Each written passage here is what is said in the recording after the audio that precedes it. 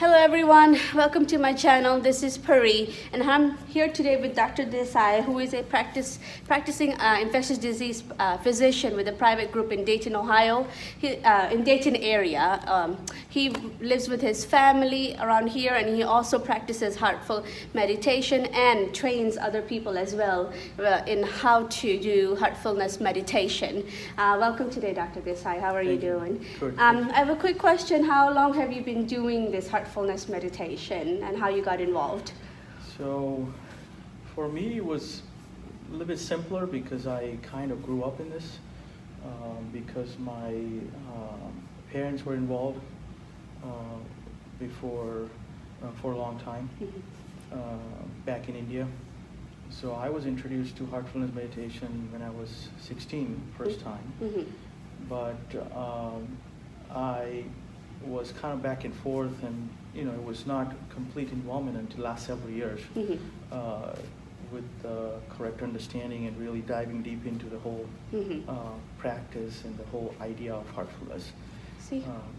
So we will be asking him today, what is meditation and how other people can get involved in heartfulness meditation, and how is that different from other forms of meditation. In addition, where and how you can find out more information, which website to go on, and how meditation helps with common illnesses such as stress and anxiety. So let's start with what is meditation, and how is heartfulness meditation different from other forms of meditation?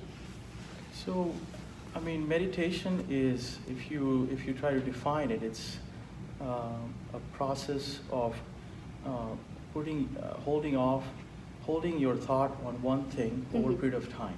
If you want to define it, it's rest your thought on one thing over a period of time is meditation. So it's very common when we talk to people, it's like, let's meditate, or I meditate, or things like that. And many times one of the response is, I can't sit with my closed eyes for a few minutes or whatever. It's very difficult. Or that's not for me. That comes pretty often. And if you think about this, it's a very natural process that comes to anybody, from any human being from that standpoint, because when we think about one thing over a period of time, that's sort of meditation, even if you're keeping your eyes open. So, for example, if I have a sick child, if one of my kiddos is sick at home, so even if I'm working, there is this one thought, there's always going to be there, that how he or she is doing. And that is sort of meditation, and I think everyone is doing some sort of that meditation in something or the other. So it's by definition, it's not a new thing to us.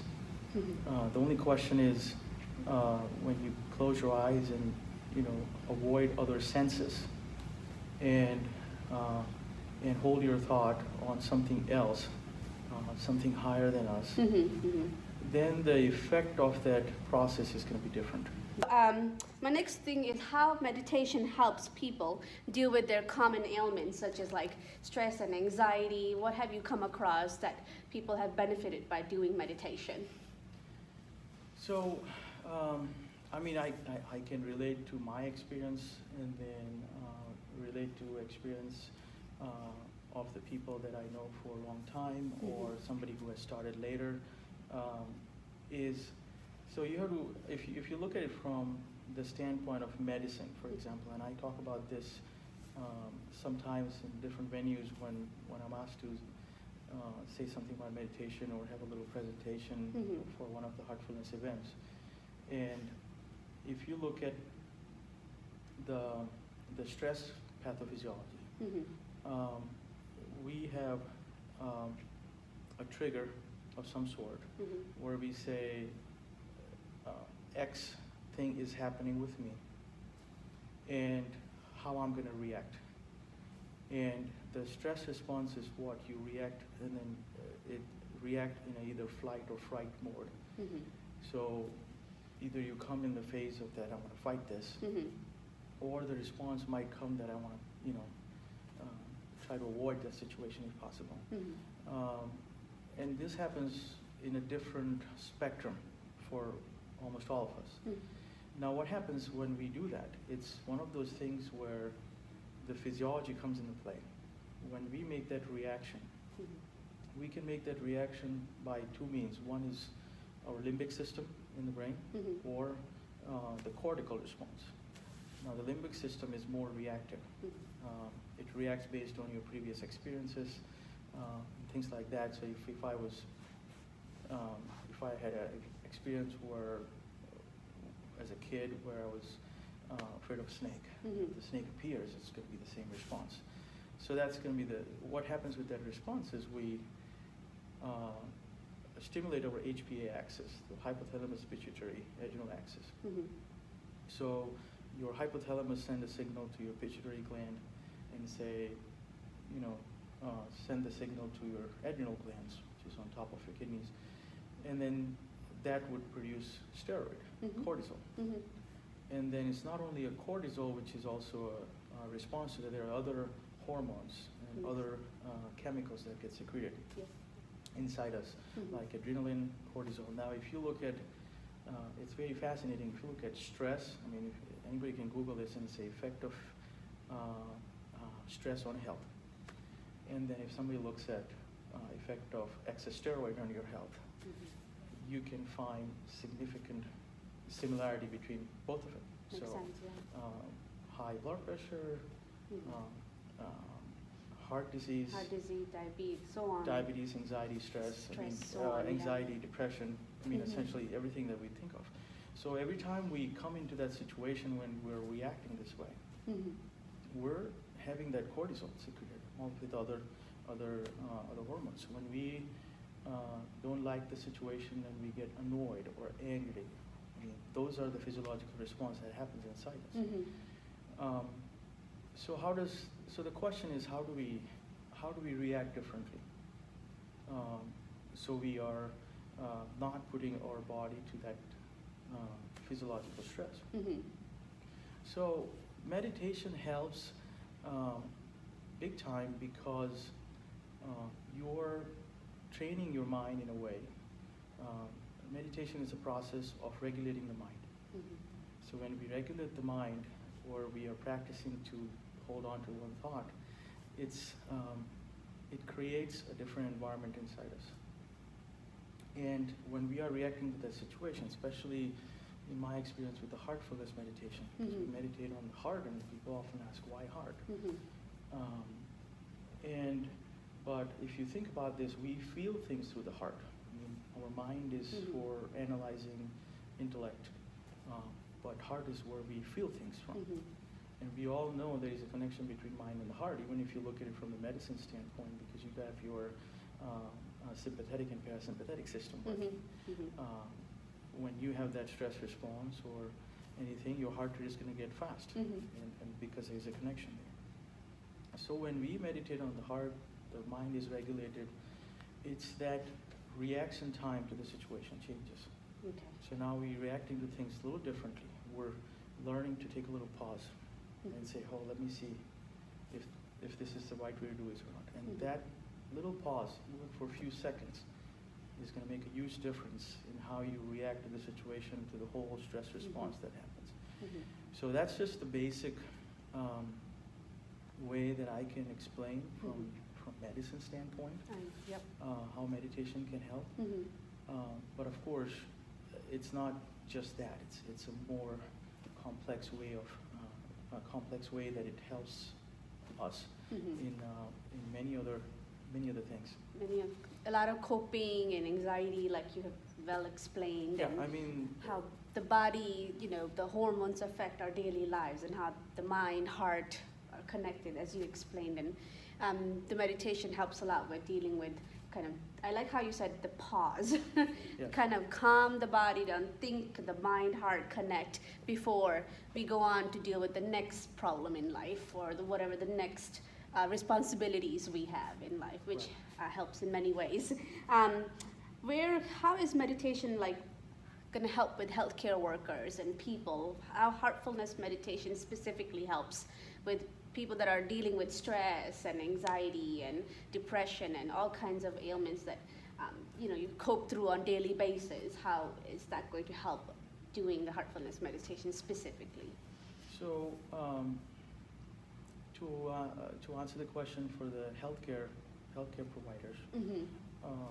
and I can speak from my own experiences. There are, I was one of the things I was given an opportunity to give a lecture to the residents recently about human microbiome, and I was looking at the literature and looking at the effect of antibiotics and things like that. Being an infectious disease, that's kind of the area, and we often stop more antibiotics than we start. That's one of the things. And with meditation, I have experienced that it's a process where you are, because your reaction time is less to a situation. Your reaction time is more. You're not jumping onto the solution right away. It helps you contemplate what the problem is and then find a solution. I mean, that's medicine in general. Yes. Especially medicine where we are supposed to be having more cognitive fields. So in cognitive fields like internal medicine, family practice, we're supposed to have more contemplative mind. Where we, let's say, for example, if somebody had a test done on, let's say, urine culture, and just the urine culture comes and there is something there, there could be two responses. One is, I'm just going to see what the cultures are and give antibiotics, whatever it is. Or the second response is, did the patient have symptoms? Should I give antibiotics? Should I not? You know what I mean? So that's more of a contemplative mind. Now, what meditation does is helps regulate the mind. Once you regulate the mind, two things happens. One is you are having more focused thinking. With the focused thinking, I have experienced two things. One is when you are treating a patient, that's what you're doing. The other things are not going around in your head because now your mind is trained to do that. Yes, focus on that one specific goal. One specific problem at a time. So when you're on that focused thinking, you are able to contemplate the problem. And two effects of that is, one, if you contemplate the problem, you're going to provide better service because now you have seen from all the sides and make the right decision from the clinical decision making. And second, when you are, this is an amazing experience that I have had, is what the patient experiences. Now, one of the common dissatisfaction for patients we often see is, the doctor was here, but it was too fast, he just came and gone, or he didn't talk to me long enough, things like those. I think that happens fairly often. Interpersonal time. Yes. Yeah. And in my experience, when you are focused there, that means when you are there with that patient, you were there. There's nothing else going on. Yeah, not 100 things that you're like, I gotta go see this next person, or I have to do this today. Exactly. So it helps you kind of just focus on that person alone. Right, and when that happens, that patient's feeling changes, because now patient feels that you were there. Yeah, the empathetic kind of feeling that's there. And that's the kind of that's one of the other things with heartfulness meditation is when we say meditate on the heart. And if you look at any mission statement for any of the health organizations, they could talk about compassion, empathy, and all of us try to do that the best we can. But with this, it just becomes a natural process because anything you do with that practice, the heart is guiding you. Now, compassion is a feeling. It comes from the heart. Empathy comes from the heart. Yeah. It's not an intellectual thing. So that becomes natural. So the patient's satisfaction increases because you were there for them. Okay, that becomes a natural process. You're not making an effort to do that. So when you're not making an effort, it becomes natural. The stress of doing their job, the fatigue that comes with their job is going to go away. That was my concern, be like, how will that help? And the empathy is like we help with the patient care, but at the same time, it helps you as a person internally deal with the stress and fatigue that as healthcare providers we we're handling on daily basis, and Right. kind of learn to cope with that as well through heartfulness meditation, Right. which is much needed because we hear about that all the time. Stress, getting overstressed or having to go through a situation that took a toll on yourself, and then there's PTSD and all kinds of, we call it burnout, but it is very true, and so heartfulness meditation can really help providers with that, in interpersonal with the patient and themselves as well. So where can people go to get more, find out more information about heartfulness meditation and get more involved and have, incorporate meditation in their life? So heartfulness meditation is very accessible for all. It's available free for everyone Okay. throughout the world, and it is already established in more than 160 countries. Okay. So it has the only requirement for to be trying heartfulness meditation is interest. Okay. So anybody who is interested in this can try it out. The resources are many. Okay. So from the standpoint of online resources, heartfulness.org is the Okay. website where you can actually find out more about the heartfulness meditation, what is it, what the practice entails, things like those. And the second thing that you can find out there is something called HeartSpots. Okay. So if you look for heartfulness meditation, HeartSpots, and then you put your zip code, for example, and then so within 25 miles you can find the heartfulness trainers, Okay. heartfulness meditation centers. So that way you know where to go if you are trying to find a person. I think you can send a message through Okay. the website if you're All right. if you want to send a message. Dayton area, of course, this is the Heartfulness Center here. Fairfield Mall here, Okay. there is another Heartfulness Center there where there is a trainer available there. So there is one more thing where you can try where you actually don't have to go anywhere. It's called Heartsapp. Okay. And then you can download it on the phone. Okay. And if you want to try to meditate with a trainer, you can request it, or there is a guided meditation there that you can try by Okay. yourself. And one of the trainers, like me, who would be available anywhere in the world. Okay. So if it's a nighttime and say, oh, I don't know where to go, you can try that, and somebody from another country is awake and say, okay, Let's do it, the meditation together. I will put all this information that he has mentioned about the website, the app, and how to locate your nearby heartfulness meditation trainer in the information below. So that way, if you guys are interested, would like to know more, you can go visit the website and get more information for yourself to get involved and start heartfulness meditation for your own stress and anxiety, or however mental, psychological issues you're going through that heartfulness meditation can help you with. Thank you very much for providing all this information today. Please don't forget to subscribe, like, and share. And if you guys have any more questions, please comment below so I can even contact Dr. Desai to get more information on that for you guys. And thank you very much, Dr. Desai, for taking the time Thanks with for us. having me.